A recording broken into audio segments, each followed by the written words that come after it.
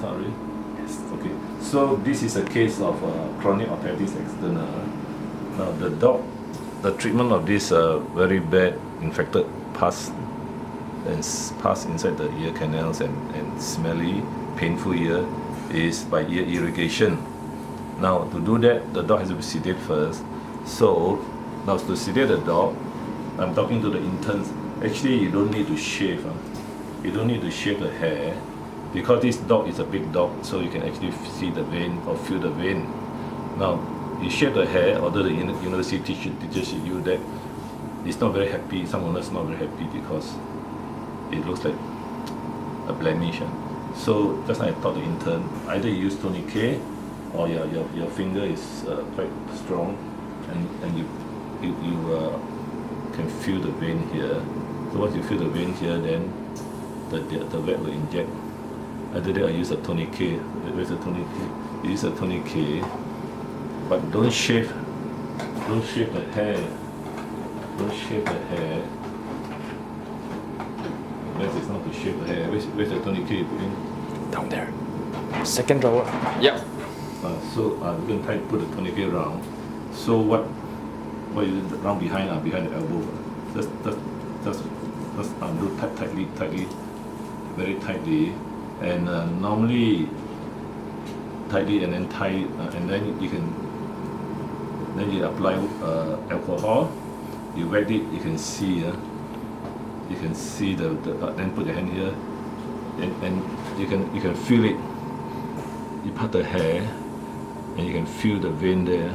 Then you inject the sedation, in this case Domitor plus ketamine, 0.5, 0.4 Domitor and 0.5 ketamine IV, and then the dog is seated as you can see now, and it's 50% of the calculated dose for this 24 kg. Now we go to here. Now the dog is not really 100% down, so we will top up with the isoflurane gas, closed circuit. The red is closed circuit. You can zoom into it. Closed circuit is red. I put at 2% as the maintenance dose or top up dose, and the flow rate about 1 liter per minute. The oxygen flow rate, okay. And there's the oxygen generator where they generate oxygen from the air rather than the cylinder. That is the cylinder standby. Okay, so now put the cone in. Then we'll just check the blinking reflex. Come, check the blinking reflex. Once the blinking reflex is gone, then I will do the ear irrigation. Now the thing is, you can see the back, the rebreathing back. You can see the rebreathing back. Although it's closed circuit, but the rebreathing back is moving very well. Now, so I don't think it's really closed. If it's closed, the back will fill up. Let's see change the red one to a bit, turn a bit more. Maybe it's not closed. Turn some more. Focus on what we are doing. Don't go and sleep. So if it's really closed, then the back, breathing back wouldn't be moving because it would be inflated. So turn some more. Turn the red one to a stage where it doesn't. This one is more closed. I see the back should be full unless it's a leak. Okay, so now we go at this, check and see, and then we will start to do the ear irrigation already. At 2% maintenance dose, I will just demonstrate a bit. Is it down, blinking? Still blinking. Okay, so you can see the ear is pretty bad. You see, this is since 5 years ago. The first time I do ear irrigation was 5 years ago, and the owner treated it with occasional ear drops and so on and so forth, but it's got worse. I can see there the ulcers, the pus, and just take the cotton bud and show the pus.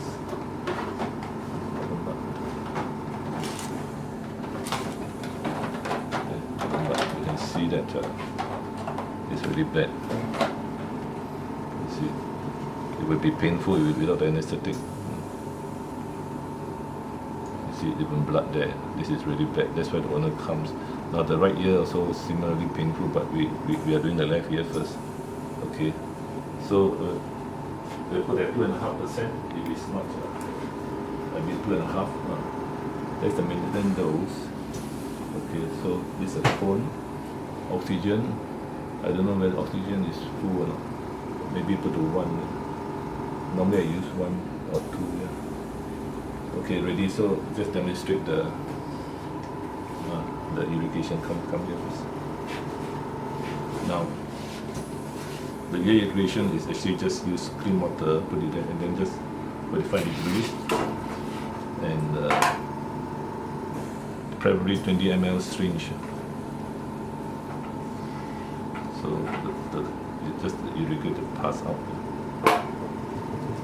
Then the pus comes out. You can see the dirt. You see the debris. There's a lot of debris here coming out. So I just use a tissue to clean up.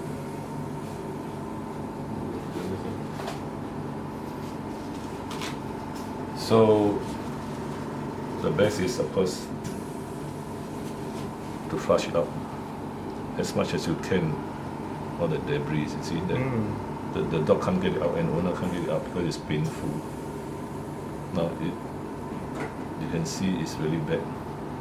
So I'm going to do some more. Okay, irrigation, 45 degrees. You need the anesthetic, otherwise the dog will be very painful. There is it coming out. You can see here. So at 45 degrees, the more come out here.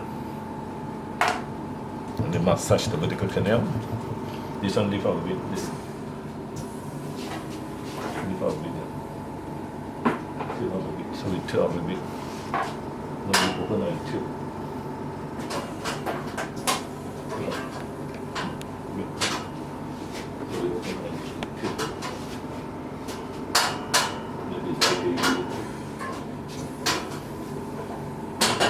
Okay, anyway, I will start. I'll put it this side here. You see more debris coming out. Okay. So there's no point for the vet to go and put ear drops and just clean the ear canal from without sedation. Without sedation, and hopefully that to clear the debris with cotton wool and forceps. It doesn't work that way. Okay, so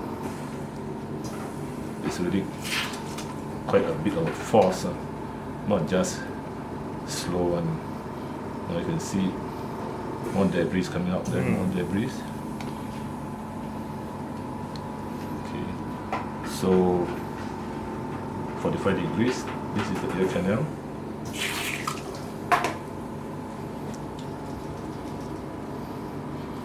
As such, the dog doesn't feel the pain because of the gas anesthetic. And this is really a bad case. Normally I just do 10 times. Okay, so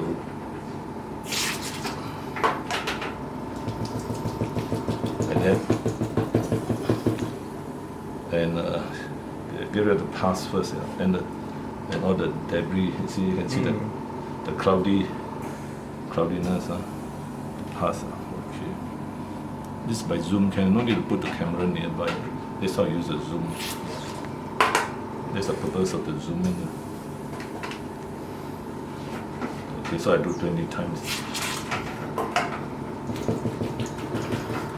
There is 60 on. Now I reduce to 1% because the dog is no more. It's much more anesthetic when it comes. And you can see it's really inflamed, very badly inflamed. Okay, so further up a bit. Further. No, I don't want the water to go to the camera. Okay.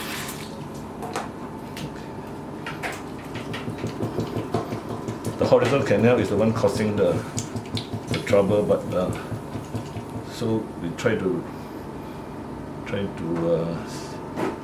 stringe out the dirt.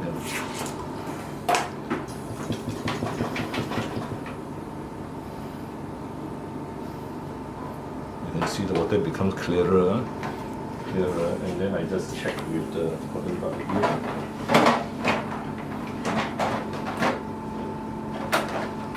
So it should be much. There should be no pus coming out. Be much cleaner, you see, much cleaner. But so that the owner can continue with his eardrops, but there's still blood because ulceration. But definitely it's much cleaner as compared to, so I do another 5 more. Then I'll go to the next ear. Some more. And as you can see, there's no point using some commercial ear drops and all this. Some vets will do that, but for me I prefer clean water and so that there won't be any chemicals going inside the ear affecting the ulcers. You see, the ulcers are there. There's some more debris. Now you cannot do 100%. So after 3 weeks of medication and treatment will be to do the cutting here, cut out the wall here, cut the rectangular piece here. This is called the lateral ear canal resection. Throw away this wall, this cartilage, and the whole vertical canal will be opened up because you cut this rectangular piece of cartilage off. Okay, I'm going to finish this and then I'll go to the other ear.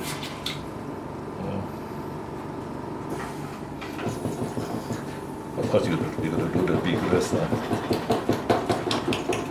rubbing, hoping to dislodge the debris in the horizontal canal. Okay, finish. So now I'm going to turn over the other side. Wait, stop already. Can I? Stop.